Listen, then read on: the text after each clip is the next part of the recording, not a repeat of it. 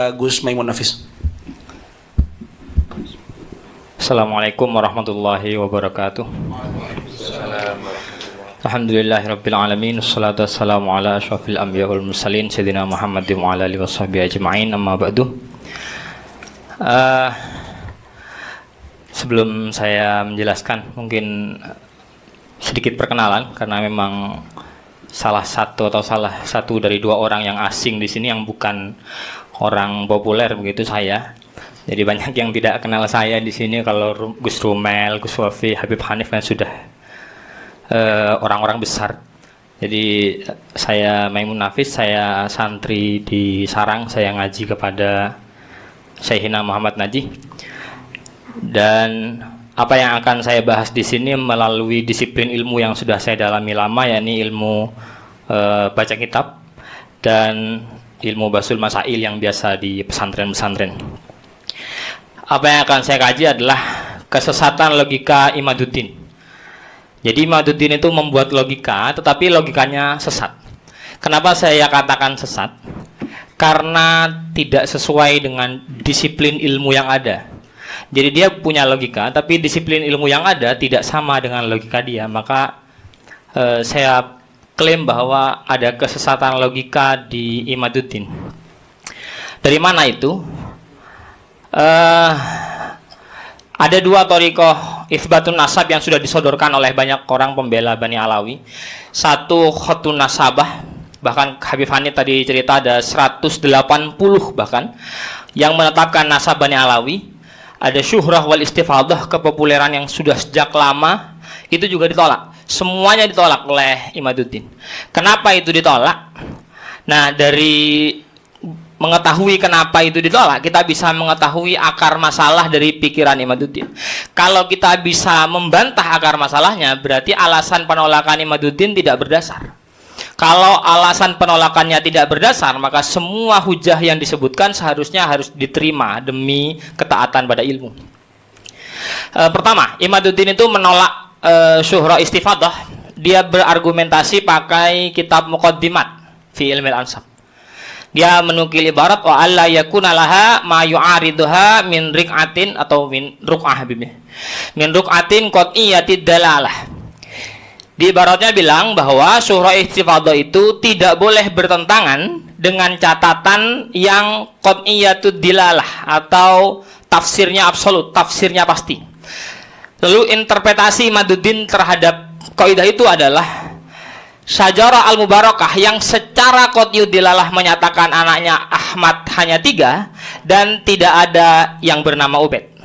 Jadi menurut Imaduddin, kitab Syajarah Mubarakah itu rik'ah atau ruk'ah qat'iyatud dilalah. Dia adalah catatan yang qat'iyatud dilalah. Dilalahnya pasti menafikan Ubaidillah. Nah, itu kita uji nanti. Ini juga dia di kitab bahasa Arabnya juga mengatakan wa dzakara al-Imam Al-Fakhr Ar-Razi biwuduh secara zahir anna Ahmad al-Abah ibn Isa aqibuhu min salatati abna'in faqat. Dia menghasar sekali bahwa cuma hanya ada 3. Pakai apa? Pakai jumlah ismiyah katanya. Qawaid muhaddadah fi ilmil ansab. Itu adalah kaidah-kaidah yang sudah paten dalam ilmu nasab. Kalau sudah pakai jumlah ismiyah, berarti jumlahnya harus sesuai itu. Beliau menukil kaidahnya dari kitab Al-Mu'qibun karya Syekh Mahdi Rajai. Wa min dzalik idza qalu aqibuhu min fulan. Aqibuhu mubtada min fulan khabar. Al-aqib min fulan mubtada khabar. Fa innahu yadullu ala anna aqibahu munhasirun fihi. Nah, jadi itu menunjukkan bahwa keturunannya hanya yang disebut itu saja yang ada. Itu klaim Imaduddin. Kemudian dari sumber yang bisa dipercaya, Imaduddin juga pernah bilang wanasun, sorihun, qati'un. Labelnya keren sekali itu. Nas, soreh, kote itu tidak bisa ditakwil. Minan nasaba al-Fakhr Ar-Razi fi awalil qarni sabi bi anna Ahmad la yakunu lahu akibun illa min salatati banin. Fama dzukira ba'dahu, kalau ada catatan setelah itu da'iyun la yathbut atau la yuqbal. Maka catatan setelahnya ditolak semua hanya gara-gara ini. Gus, mohon maaf. Ya. Ini tulisan siapa sebenarnya? Ini dari Bahasa Arab ini tulisan siapa? Ibarah ini. dari Imaduddin. Kiai Imaduddin dalam tulisannya menuliskan dalam bahasa Arab seperti itu ya, baik. Imaduddin kan nulis bahasa Arab, dia bicara bahasa Arab juga. Orang Banten. Orang Banten. Walhasil akar masalah dari penolakan dia adalah dari Syajarah Al-Mubarakah dan menggunakan teori jumlah ismiyah. Maka dari itu di sini saya akan membahas 4 hal, tapi pembahasan utama saya cuma di 2. 1 ya Syajarah Mubarakah, 2 jumlah ismiyah. Nah, nanti ada tambahan sedikit, sebentar saja kita akan bahas dalil madlul dan kaitan sikap dan nasab. Jadi Syajarah Mubarakah kita preferensi utama pembatal nasab. Jadi kalau ini kita runtuh, maka makolahnya Gus Wafi muncul lagi itu, selamat datang di kebenaran, karena hanya ini sebenarnya argumentasi dia, jantungnya.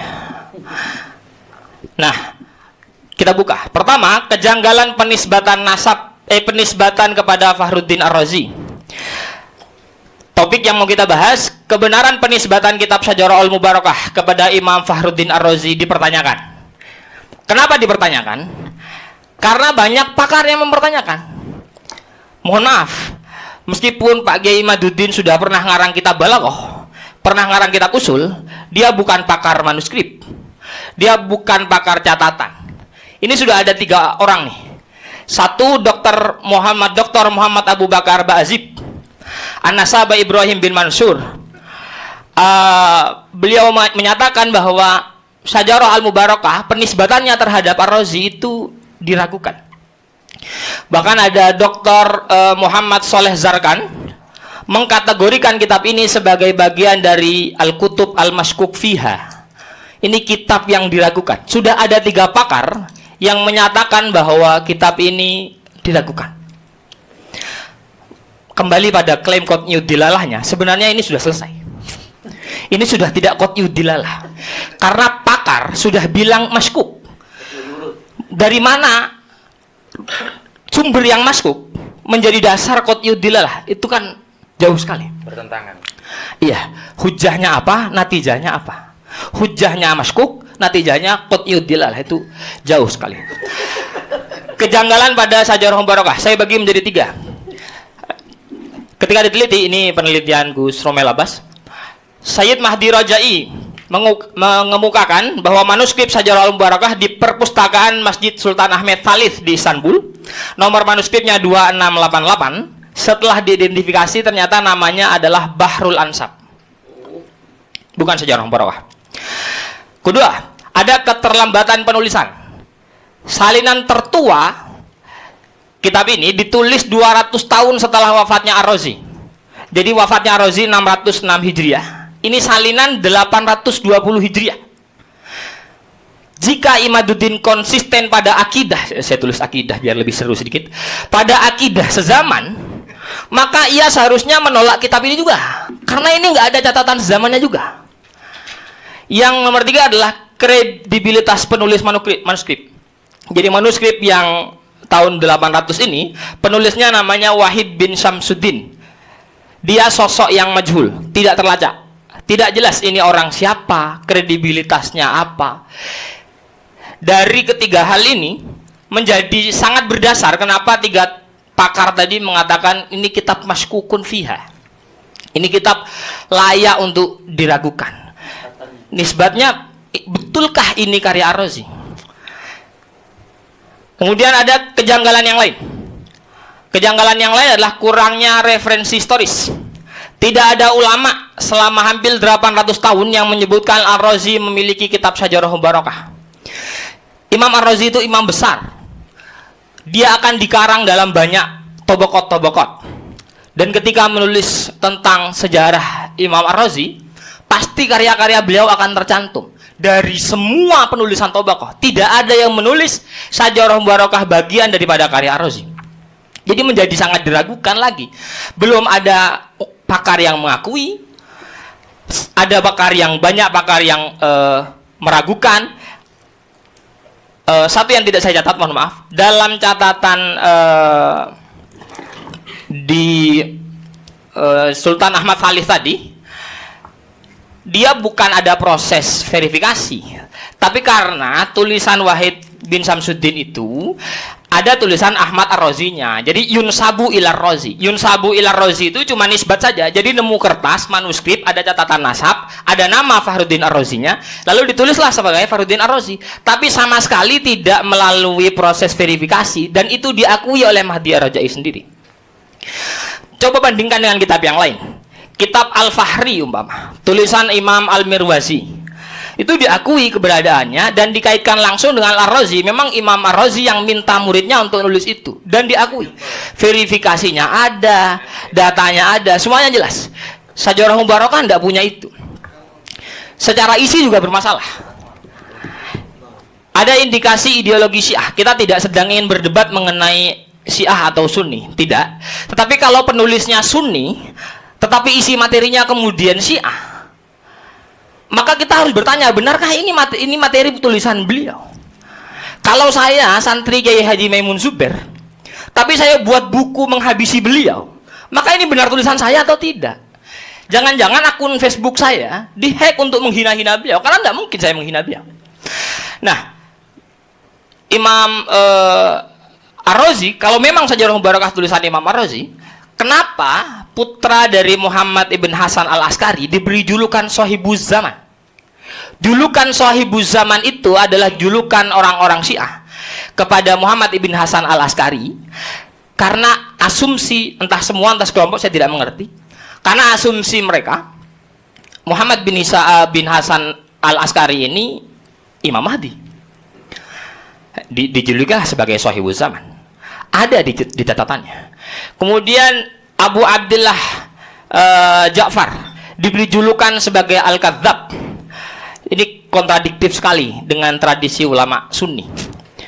Juga ada doa ketika membahas Abu Bakar, ketika membahas Sayyidina Umar dan keturunan-keturunannya, tidak ada doa radhiyallahu anhunya, tidak ada.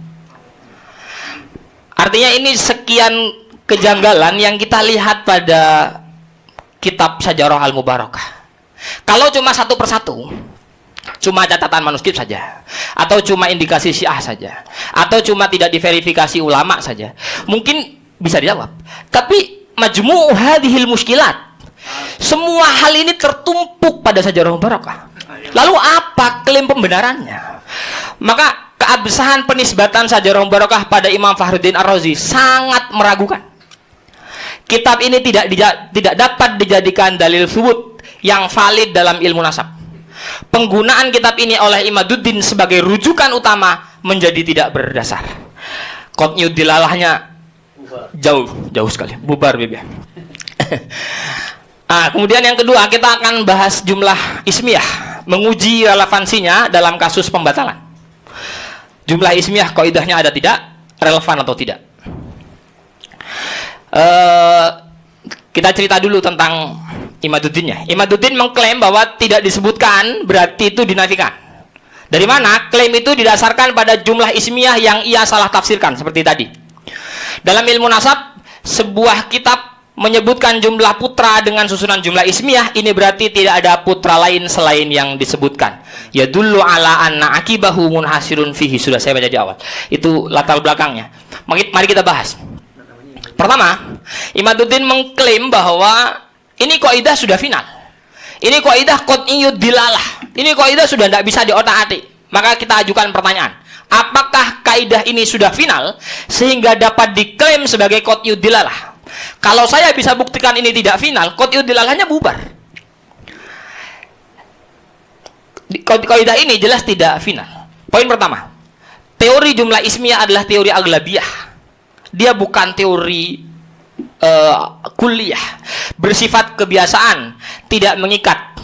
Kenapa begitu? Karena semua kaidah berada di bawah satu kaidah. Kaidah induk daripada semua kaidah ada likulli qaidatin istithna'un wa syududun. Jadi tidak pernah ada kaidah yang tidak ada mustasnayatnya. Saya guru pengajar qawaidul fikih di Sarang. Semua kaidah yang disusun dengan dalil yang baik, yang disusun dengan logika fikih yang baik, masih ada mustasnayatnya. Lah kaidah begini cuma jumlah ismiyah. Bisa nggak ada mustasayatnya, ini gimana? Tarik nafas dulu Gus, tarik nafas dulu. Mohon maaf, tarik nafas dulu, tarik nafas dulu. Saya bocorkan sedikit. Saya lebih Madura dari Gus Wafi. Kayak Gus Wafi ini Madura swasta, saya Madura asli. Oke. Allahumma sholli ala Muhammad. Biar seru saja. Satu. Nomor 2. Kata ya dulu. Fa innahu ya dulu ala anna akibahu munhasir. Lafaz ya dulu itu belum tentu ya dulu dilalatan qat'iyah. Lafaz ya dulu itu punya 2 ihtimal.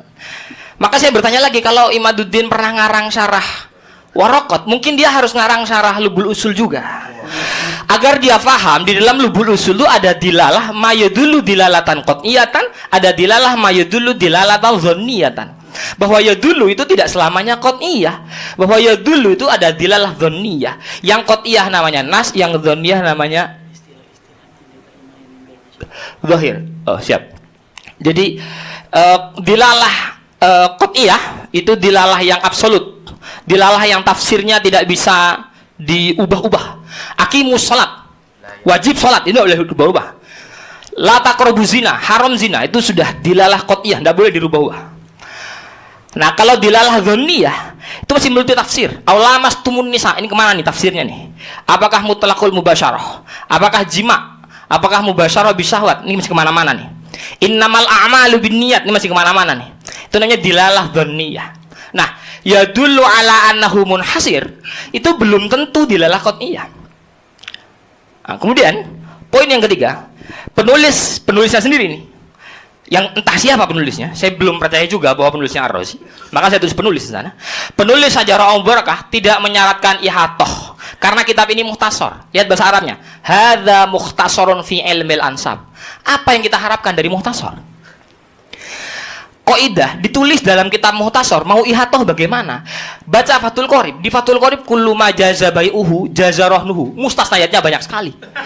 Apa yang mau kita ambil dari mukhtasar? Bayangkan Imaduddin membangun qat'iyah itu dilalah dari kitab yang tidak valid, yang sifatnya mukhtasar pakai qaidah aghlabiyah. Kita uji. Akurasinya sekarang kita uji. Benarkah jumlah ismiyah selalu hasar? Ternyata kalau diuji sampel secara acak, ini ujian juga dari Gus Rumel. Di Syajarah Al-Barakah, putra Sya'rani bin Ali Al-Uraidi, ditulis anaknya ada 3, jumlah ismiyah itu susunannya. Tapi di kitab sebelumnya, di Tahdzibul Ansab, anaknya ada 4. Kalau memang 3 hasar, berarti dia membuang yang sudah ditetapkan di zaman dulu 4. Oh, hasarnya bahkan menghilangkan anak. Yang dulu juga menyebutkan ada 8. 3 itu menghilangkan 5. Jadi di Al-Majdi menyebut anaknya ada 8. Di Tahdzibul Ansab menyebut anaknya ada 4. Kemudian di Ubaidillah bin Ahmad, anaknya yang barusan itu, di Syajarah Al-Barakah disebutkan Ubaidillah hanya punya 1 anak. Di Al-Majdi kitab yang lebih tua disebutkan 2 anak. Jadi di kitab yang lebih tua 2, di bawahnya 1. Dia mengurangi 1. Nah, awalnya Imaduddin bilang jangan-jangan begitu nyampe Syajarah Al-Barakah memang keturunannya ndak ada, jadi tinggal 1. Loh, masalahnya di Al-Fahri 2 lagi. Kitab setelahnya 612, 2 lagi. Jadi awalnya 2, dia nulis 1, di Al-Fahri jadi 2 lagi. Jumlah ismiyah semua. Ini gimana? Hasarnya di mana? Kemudian sampel nomor 3. Di Syajarah Al-Mubarakah ditulis anaknya Muhammad Al-Akbar bin Ali Al-Uraidi, anaknya ada 7 katanya. Di tahun 606 beliau bilang anaknya ada 7. Tahdzibul Ansab yang wafat tahun 435, anaknya ada 6. Tapi di Al-Majdi tahun 490 Hijriah anaknya 9. Jadi 7 sudah buang 2. Hasarnya tidak valid. Turun ke era setelahnya, kalau kita bandingkan masih orang yang sama, ini sampel keempat. Syajarah Al-Barakah, anak yang direportase bilang 7, Muhammad Al-Akbar masih sama. Di Al-Fahri tinggal 5. Berarti Al-Fahri mengurangi Syajarah Al-Mubarakah, Syajarah Al-Mubarakah mengurangi kitab yang lain. Ini artinya kalau teori jumlah ismiyah itu dipakai, antara kitab nasab yang satu dengan kitab nasab yang lain akan saling membunuh itu. Karena semuanya kurang-kurang data semua. Maka kesimpulan pentingnya adalah Setiap 100 nama yang direportase dalam Syajarah Al-Mubarakah ditemukan setidaknya 15 sampai 25 masalah akurasi saat dikonfrontasi dengan referensi yang lebih tua.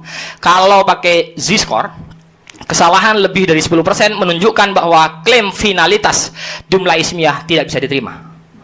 Jika teori jumlah ismiyah dalam Syajarah Al-Mubarakah tidak final sebagai nafi, lalu dari mana kesimpulan Imaduddin Qutnyudilalah itu muncul? Referensinya tidak masuk, semuanya tidak masuk. Kemudian itu tadi bahwa kaidah itu tidak final. Tapi nanti bisa jadi telah. Meskipun kaidahnya tidak final, jangan-jangan masih relevan untuk Ubaidillah. Tidak. Kaidah itu tidak final dan tidak relevan untuk Ubaidillah. Kenapa? Karena fakta para ulama. Saya sengaja nulis ini. Yang diambil adalah Al-Muqibun. Kalau dilihat ibarat yang di bawah, kitab yang sama persis dari kaidahnya yang ditulis oleh Imaduddin. Jadi di juz pertama halaman awal kaidahnya dikutip sama Imaduddin. Cuma karena dia tidak hatam atau bagaimana saya tidak paham. Di juz 2 orang yang menulis kaidah itu menetapkan nasab Sadah Ba'alawi. Aqabus Sadah Al-Ba'alawi amma Abu Alawi Ubaidillah bin Ahmad Al-Muhajir An-Nafat ibn Isa An-Naqib fawulida bil Basrah.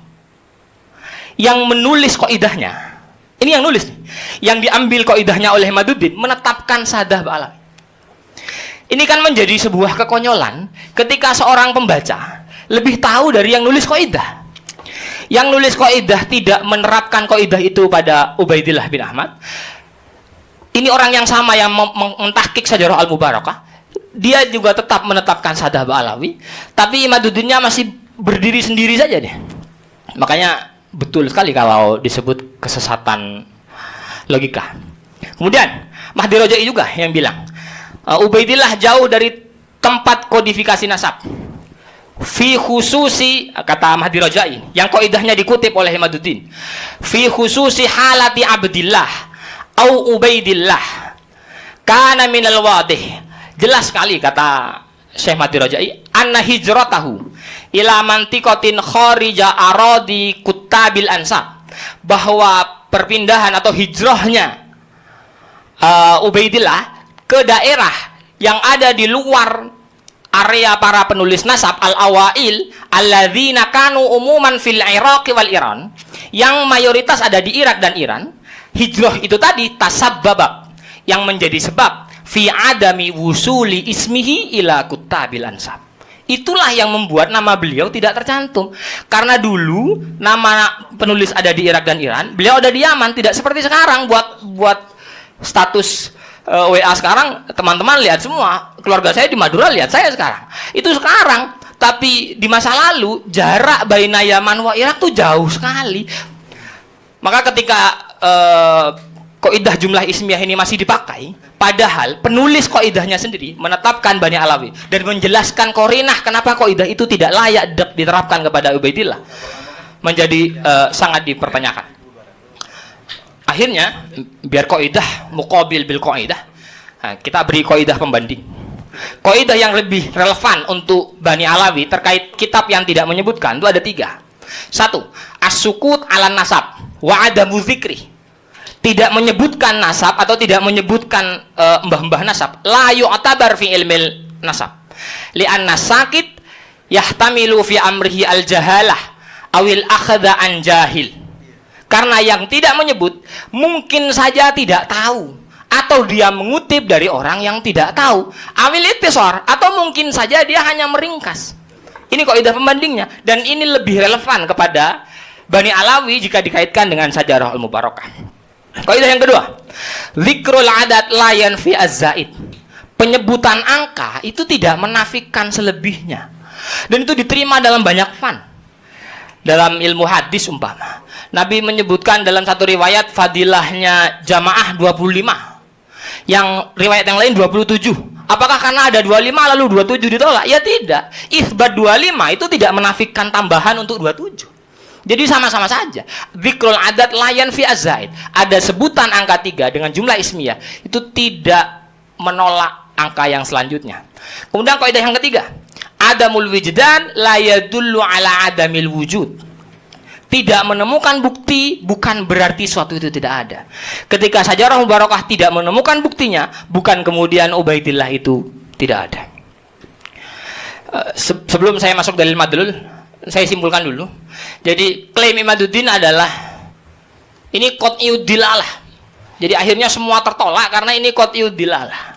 Bahwa Syajarah Mubarakah adalah qat'iyud dilalah sehingga khatun nasabah ditolak, syuhrah wal istifadah ditolak. Semuanya serba ditolak. Nah, qat'iyud dilalahnya rancu dan gagal dari segala arah. Satu, kitabnya maskuk seperti yang saya jelaskan tadi. Dua, kaidahnya tidak relevan. Jadi dari dua itu saja saya tidak yakin perdebatan dengan Kiai Imaduddin butuh 3 hari 3 malam. Tidak tahu ini masuk agitasi atau tidak, mohon maaf Pak, keceplosan.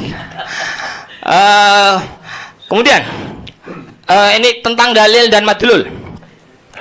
Imaduddin menyimpangkan teori dalil madlul. Klaimnya tidak adanya bukti atau tidak adanya dalil tentang seseorang berarti sosok tersebut fiktif. Kalau nggak ada bukti tentang dia berarti dia fiktif. Pertanyaannya adalah, benarkah logika ini atau hanya usaha memaksakan kesimpulan yang sudah keliru sejak awal?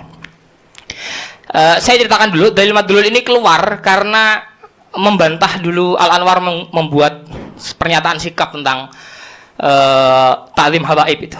Jadi kita menyebutkan kaidah dzikrul adat layan fi az-zaid, lalu dia menyebutkan kaidah al-madlul yahtaju ila dalil. Nah, kita bantah.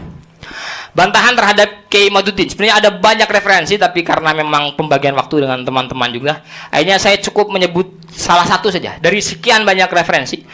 Saya ambil punya Imam Ibnul Iraqi dalam Al-Ghaithul Hami fi Syarhil Jam'il Jawami. Ibaratnya mengatakan, wala yalzamu min intifa'i dalilihi intifa'uhu. Ketika kita tidak menemukan dalil tentang sesuatu, la yalzamu min intifa'i dalilihi intifa'uhu, bukan berarti sesuatu itu tidak ada. Fa innahu la yalzamu min adamid dalili adamul madlul. Sesungguhnya ketidakadaan bukti itu tidak menunjukkan ketidakadaan madlulnya. Jadi Imaduddin berbohong tentang kaidah ini. Ini harus diketahui orang bahwa dia pernah tidak ilmiah juga, dia pernah salah juga. Jadi pengikutnya jangan fanatik benarlah. Kama la yalzamu min intifa'id dalil 'ala shani intifa'us shani. Kalau bukti tentang keberadaan Tuhan tidak ada, ya bukan kemudian Tuhannya tidak ada, bal intifa'ul ilmi bihi. Yang tidak ada itu kitanya yang tidak tahu.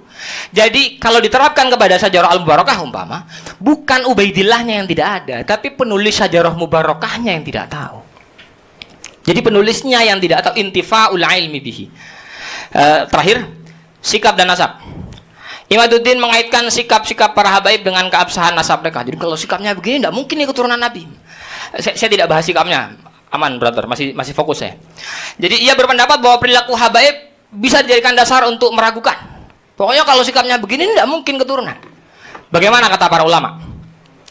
Mohon maaf ibaratnya agak kecil. Jadi menurut para ulama, sikap itu tidak ada kaitannya dengan nasab. Karena Ibnu Hajar sendiri mengatakan, faman ulimat nisbatuhu, orang yang sudah jelas nisbatnya ila alil baitin nabawi wasirril alawi, yang sudah jelas nasabnya kepada Kanjeng Nabi, sudah jelas nasabnya, la yukhrijuhu an dzalik azimu jinayatihi. Bagaimanapun beliau jinayah tanpa membenarkan itu. Kita bukan membenarkan jinayahnya, tidak. Tetapi bagaimanapun azimu jinayatihi la yukhrijuhu an dzalik. Itu tidak mengeluarkan Oh ya, mohon maaf. Biasa di Usul Masail tidak diterjemah. Jadi kalau orang, saya terjemah, kalau orang nasabnya sudah jelas kepada Kanjeng Nabi, man ulimat nisbatuhu ila nabi wasiril alawi, maka azimu jinayatihi, kriminalitas begitu kalau dalam bahasa fikihnya, mau dia kriminal sebesar apapun, tanpa kita membenarkan kriminalitasnya tentu saja. Ini bukan dalam hal mau membenarkan, tapi dengan bagaimanapun beliau salah, tetap salah, tetapi la yukhrijuhu an dzalik. Beliau tidak bisa dikeluarkan dari nisbat itu. Jadi nasab dan sikap itu tidak ada kaitannya. bagaimanapun buruknya sikap, ya tetap salah sikapnya, bukan kemudian dibenarkan, tidak ada. Tetapi itu la yukhrijuhu an dzalik. Itu tidak bisa mengeluarkan dia dari nasabnya itu. Wala adamu diyanatih. Dia tidak taat pada agama. Salah, tidak taat pada agamanya salah. Kita tidak membenarkan itu. Tapi la yukhrijuhu an dzalik. Disiplin dong. Secara ilmu itu tidak bisa dikeluarkan. Karena nasab itu urusan nyambung nasab lah, nyambung viras. Kita, bapak saya siapa? Saya punya ayah. Lalu karena kelakuan saya tidak sama dengan ayah saya, maka saya anak tiri dari ayah saya, kan konyol juga itu. Ya saya tetap anak ayah saya, cuma yang sikapnya bertolak belakang. Ayah saya orang soleh, saya fasik umpama. Ya sudah, berarti saya tetap anaknya, tapi sikapnya bertolak belakang dengan saya. Maka dua hal terakhir yang perlu diingat. Saya simpulkan lagi mengenai dalil madlul, itu sebuah kebohongan atau kesalahan Kiai Maduddin mengenai kaidah, karena dia pakai kaidah yang jelas bertentangan dengan para ulama. Kemudian mengaitkan sikap dengan perilaku itu juga ditentang oleh sikap dengan nasab, itu juga ditentang oleh banyak ulama. Syukran jazilah. Terima kasih. Mohon maaf. Assalamualaikum warahmatullahi wabarakatuh. Waalaikumsalam warahmatullahi. Sahabat-sahabat sekalian, ini tentu hal yang menarik ya, karena ada bantahan kesesatan logika tadi yang disampaikan oleh saudara Maimun Nafis. Tapi kalau kemudian saya boleh komentar, ini komentar nggak apa-apa ya, untuk mempertajam saja. Siap. Ini dijawab secara sederhana saja. Ini kan kayak ujian tesis jadinya atau ujian disertasi. Baik. Saya mengomentari begini. Yang pertama, saudara Nafis, ini slide yang tadi itu kurang data material menurut saya. Begitu ya. Maka bisa nggak kemudian menunjukkan data material di mana itu adanya? Oh, di kitab Keabsahan Nasabah Alawi. Tadi kan yang saudara Hanif misalkan menampilkan juga screenshotnya dari sebuah kitab tertentu begitu. Tapi ada beberapa klaim dari saudara Maimun yang tidak ditampilkan screenshotnya. Nah, itu mungkin bisa dipertajam lagi. Kalau kemudian nanti ada di kitab itu, nanti insya Allah kawan-kawan bisa mengakses. Karena yang pertama saya juga ingin bertanya seperti ini. Tadi dikatakan bahwa banyak ulama yang meragukan Alkitab udah masykuk lah begitu, maka tidak qat'iyud dilalah. Lalu menyinggung tentang Syekh Mahdi Ar-Raja'i dalam kitab Al-Mu'aqibun begitu ya, sebagai pentahqiq dari kitab ini. Baik. Pertanyaannya begini, apakah kemudian Syekh Mahdi Raja'i dalam kitabnya tidak menisbahkan kitab ini ke Fakhrur Razi? Atau tetap dinisbahkan ke Fakhrur Razi? Tetap dinisbahkan. Kenapa? Karena di manuskripnya tertulis itu. Jadi beliau tidak memverifikasi, tapi ya nulis aja, karena di manuskripnya ada nama Fakhruddin Ar-Razi-nya. Dalam artian mafhumnya berarti bahwa Syekh Mahdi Raja'i taslim bahwa kitab ini punya Syekh Fakhruddin Ar-Razi, Imam Fakhruddin Ar-Razi. Oh, belum tentu juga. Belum tentu dong. Apakah kemudian ada sanggahan lain tentang itu atau bagaimana? Ada data materialnya misalkan Syekh Mahdi Raja'i mengatakan bahwa ini sepertinya punya kitab yang bukan dari punya Ar-Razi misalkan. Apakah ada? Nggak apa-apa ya Gus, apa ya saudara ya, ini mempertajam saja, nggak apa-apa. Karena bukti materinya satu-satunya yang menjadi hujah bahwa ini adalah karya Ar-Razi itu hanya karena di manuskrip itu tertulis Fakhruddin Ar-Razi sudah. Baik. Nah, Syekh Mahdi Raja'i membuat itu hanya karena warisan ilmiah saja untuk kemudian dikaji. Tapi beliau sendiri mengakui bahwa itu tidak melalui proses verifikasi. Dan dalam catatan manuskripnya juga tidak ada proses verifikasinya, karena yunsabu saja. Yunsabu itu berarti ya hanya di catatannya seperti itu. Baik. Selanjutnya pertanyaan begini, konsisten nggak sih sebenarnya dalam Syajarah Mubarakah? Kalau tadi kan itu data pembanding dari kitab, sekarang data internal di dalam kitab Syajarah Mubarakah. Apakah kemudian ketika pakai sighah hasr yang sama, ada beberapa begitu, kayak saudara Rumel itu kan sempat dalam satu podcastnya mengatakan ada yang lebih keras sebenarnya statement dari Fakhruddin Ar-Razi dalam hal menghasr itu. Kalau tadi kan data pembandingnya dari kitab luar ya, eksternal ya. Kalau kemudian dibandingkan dengan sighah ismiyah yang sama, apakah ada datanya kalau kemudian Fakhruddin Ar-Razi itu tidak konsisten? Enggak ada. Ada tidak? Ada, Bib. Saya tidak tahu. Baik. Kalau saya. Baik, oke, kalau begitu nanti akan diperkuat ya. Iya. Karena apa tadi kan yang disampaikan itu data eksternal ya. Oh, ada kitab-kitab yang mengatakan ini maskuk dan lain sebagainya. Iya. Tapi kalau data terkait apakah Harun Ar-Razi atau siapalah itu, bagaimana konsistensinya dalam memakai jumlah ismiyah begitu ya? Enggak, tapi kan kaidah jumlah ismiyah itu kan tidak dipakai oleh Fahrudin Ar-Razi. Baik. Karena terpatahkan dengan kaidah jumlah Iya, ismiyah itu. jadi tidak perlu ada komparasi dalam satu kitab. Baik. Kaidah jumlah ismiyah itu kaidahnya Mahdi Rajai Baik. dalam tatanan ilmu nasab. Baik. Jadi perbandingannya memang harus perbandingan eksternal, bukan pembandingan internal. Baik. Siap, terima kasih. Sedikit moderator. Mas Nafis. Oh, baik. Saudara Hanif ingin menambahkan. Baik, boleh silakan. Dan Ar-Razi kalau mau dinisbatkan kitab ini ke Ar-Razi, Ya. Ar-Razi itu kan punya kitab usul fikih namanya Mahsul. Baik. Usul fikih ini kan ada kaidah-kaidah untuk memahami teks. Nah, Ar-Razi sendiri kalau kita mau pakai logika Ar-Razi sendiri menolak mafhumul hasar. Mafhumul hasar ditolak. Ditolak sama Ar-Razi di Al-Mahsul. Jadi andai ini mau dinisbatkan ke Ar-Razi. Ya, Ar-Razi sendiri metodenya nolak seperti mafhumul itu. hasar. Oh, begitu. Sedangkan metode itu kan untuk memahami teks dibuat.